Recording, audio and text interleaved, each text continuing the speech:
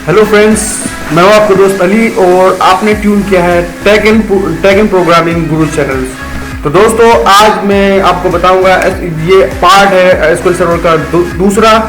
पहले पार्ट में मैंने आपको बताया था कि आप कैसे एसक्यूएल सर्वर मैनेजमेंट स्टूडियो को कैसे कनेक्ट कर सकते हैं। अगर आपने वो पार्ट नहीं देखा है तो मैं आपको डिस्क्रिप्शन में लिंक दे दूंगा उस पार्ट का, तो आप पहले उस पार्ट को देख लीजिए। और आज मैं आपको बताऊंगा कि कैसे आप अपने डेटाबेस को क्रिएट कर सकते हैं, डेटाबेस को एंटर कर सकते हैं और डेटाबेस को ड्रॉप कर सकते हैं। तो बिना फर्दर ड्यू चलिए मैं आपको बताता हूँ कि कैसे करते हैं ये सब। तो पहले मैं आपको बताना चाहूँगा कि यहाँ पर जब हम इंस्टॉल करते हैं Microsoft SQL server management studio, तो यहाँ पर 4 डेटाबेस अपने आप ही जनरेट हो जाते हैं जो कि सिस्टम डेटाबेस कहलाते हैं।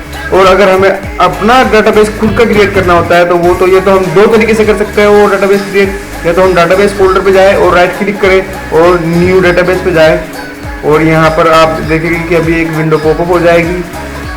ये देखो, ये पॉपअप हो गई। मैं इस डेटाबेस का नाम आप कुछ भी दे सकते हैं, जैसे कि मैंने अली दे दिया है यहाँ पे और ओके कर दिया है, तो ये डेटाबेस अली के नाम से क्रिएट हो जाएगा।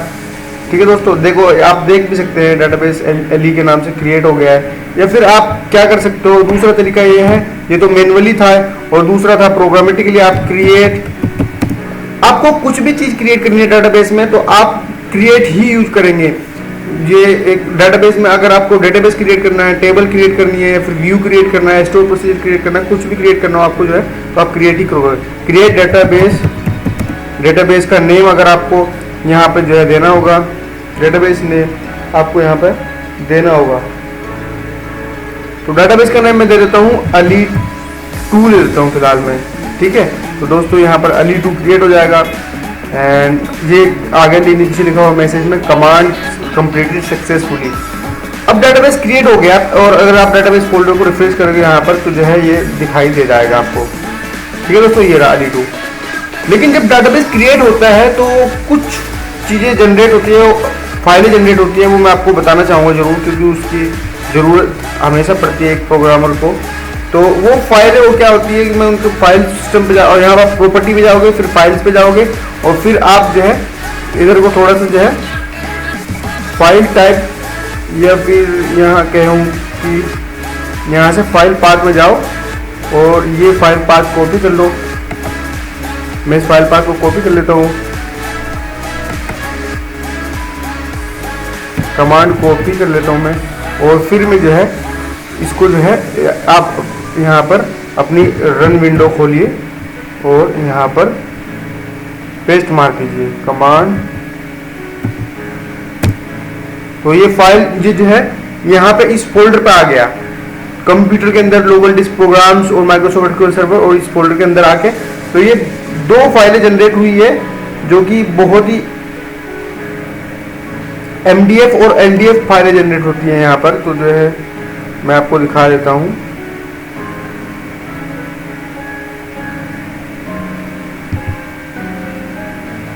लॉग फाइल जनरेट होती है। ठीक है सर दोस्तों, ये फाइलें बहुत ही इंपॉर्टेंट होती हैं किसी भी डेटाबेस के लिए, तो इनको ध्यान रखना है। MDF फाइल और LDF फाइल। MDF फाइल जो होती है वो बेसिकली जो होती है क्या होती है कि एक्चुअल डाटा को कंटेन करके रखती है, जो कि LDF फाइल जो होती है वो जो है सिर्फ जो है ट्रांजैक्शन लॉग फाइल होती है, और जब कभी डेटाबेस में कोई प्रॉब्लम आ जाती है तो डेटाबेस को रिकवर करने के लिए यूज़ की जाती है। तो चलिए वो थोड़ा सा जो है नॉलेज होनी चाहिए बंदे को इसके बारे में भी।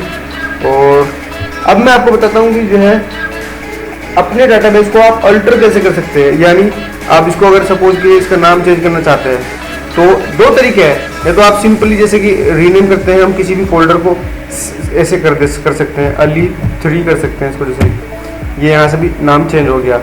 लेकिन अगर आप प्रोग्रामेटिकली क्रिएट ऑल्टर करना चाहते हैं तो कैसे ऑल्टर करोगे, तो वो मैं बताता हूँ। ऑल्टर डेटाबेस, और डेटाबेस का नाम यहाँ पर आपको देना है, जिस डेटाबेस को आपको ऑल्टर करना है। मुझे Ali2 को ऑल्टर कर देना है और फिर लिखना है मॉडिफाई। और मॉडिफाई करके मैं क्या चाहता हूँ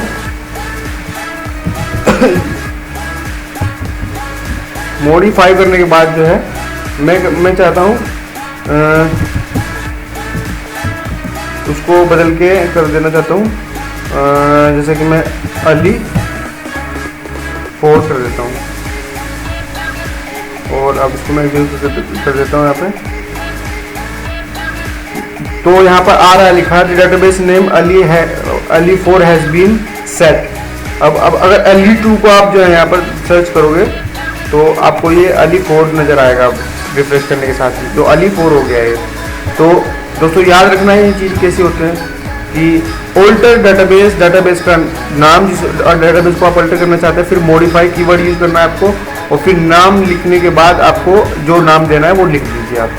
ठीक है दोस्तों, एक और तरीका होता है, वो थोड़ा सा डीप तरीका होता है, जब आपको मैं आगे पढ़ाऊंगा स्टोर प्रोसीजर, वो तो स्टोर प्रोसीजर के थ्रू होता है ये तरीका, लेकिन लेकिन सिस्टम स्टोर प्रोसीजर को आप जो है यूज कर सकते हैं। स्टोर प्रोसीजर क्या होता है ये मैं आपको बाद में बताऊंगा, लेकिन मैं फिलहाल वो आपको कमांड हिट करके दिखा देता हूँ क्योंकि वो अच्छी चीज़ होती है। तो एग्जीक्यूट SP_रीनेम,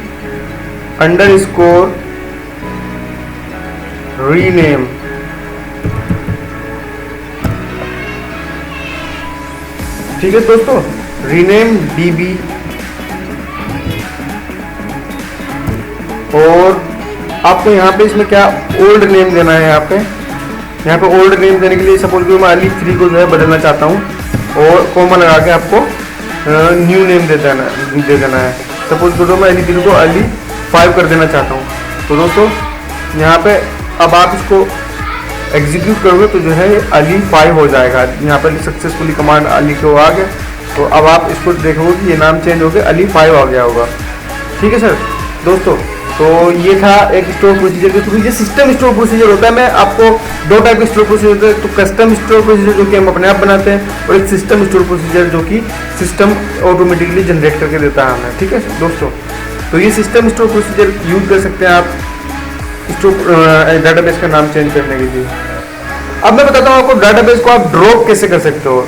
डाटाबेस को ड्रॉप करने के भी 2 तरीके हैं। ये तो आप मैनुअली जाओ यहाँ पर, और जो है यहाँ पर लिखा हुआ आएगा कहीं को कि डिलीट डेटाबेस, और डेटाबेस से आप डिलीट कर देगा। लेकिन मैं आपको इससे नहीं बताऊंगा, ये तो सीधी सिंपल है, कोई भी कर सकता है। मैं आपको थोड़ा सा क्वेरी के थ्रू बताता हूँ। तो ड्रॉप डेटाबेस, और जिस डेटाबेस का आपको ड्रॉप करना है वो नाम, उस डेटाबेस का नाम यहाँ पे देना पड़ेगा। सपोज करो मैं अली 4 को ड्रॉप करना चाहता हूँ, तो मैं यहाँ अली 4 नाम दे दिया मैंने डेटाबेस का। अब आप देखिए कि डेटाबेस ड्रॉप हो,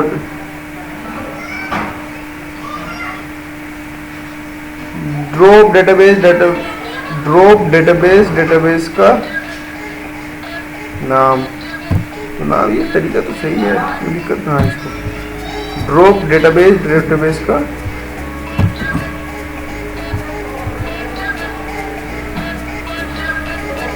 हाँ दोस्तों, तो ये आपको वो नहीं देना, इन्वर्टेड कोमा नहीं देना इसमें। तो ड्रॉप डेटाबेस का नाम, इसमें जो है आपको इन्वर्टेड कोमा नहीं देना है, ध्यान रखना है। ठीक है दोस्तों, तो ड्रॉप हो गया है डेटाबेस। मैं अभी फिलहाल दोबारा से क्रिएट कर देता हूँ डेटाबेस, क्योंकि मुझे अभी और चीज़ें एक्सप्लेन करनी है आपको। ठीक है दोस्तों, ड्रॉप हो जाता है, तो जैसे वो ड्रॉप हो जाता है तो MDF और LDF फाइलें भी डिलीट हो जाती है उसकी। ठीक है दोस्तों, MDF और LDF फाइलें भी डेटाबेस ड्रॉप करने के साथ ही डिलीट हो जाती है।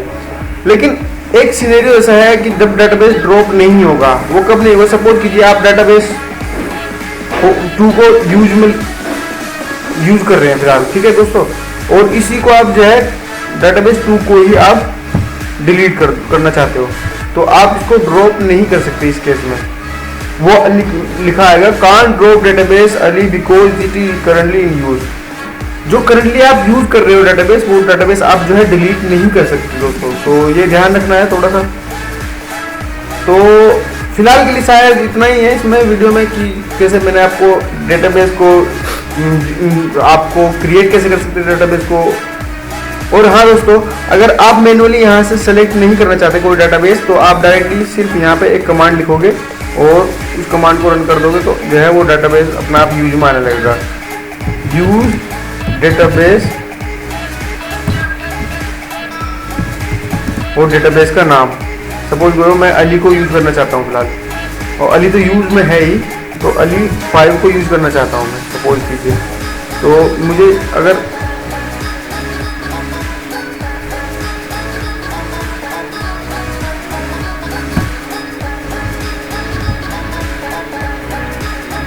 तो ये दोस्तों ये सिंटैक्स है, यूज़ करके आपको लगाना है यूज़ और डेटाबेस का नाम, यूज़ डेटाबेस का नाम, तो जो है वही आपको यहाँ पे सिलेक्ट हो जाएगा जो आप यूज़ करना चाहते हैं। ठीक है दोस्तों, तो thanks for watching guys. Subscribe जरूर कीजिएगा मेरे चैनल को अगर आपने अभी तक सब्सक्राइब नहीं किया है, और अगर सब्सक्राइब कर लिया है तो आपको बहुत बहुत धन्यवाद, और मिलता हूँ आपको नेक्स्ट वीडियो में।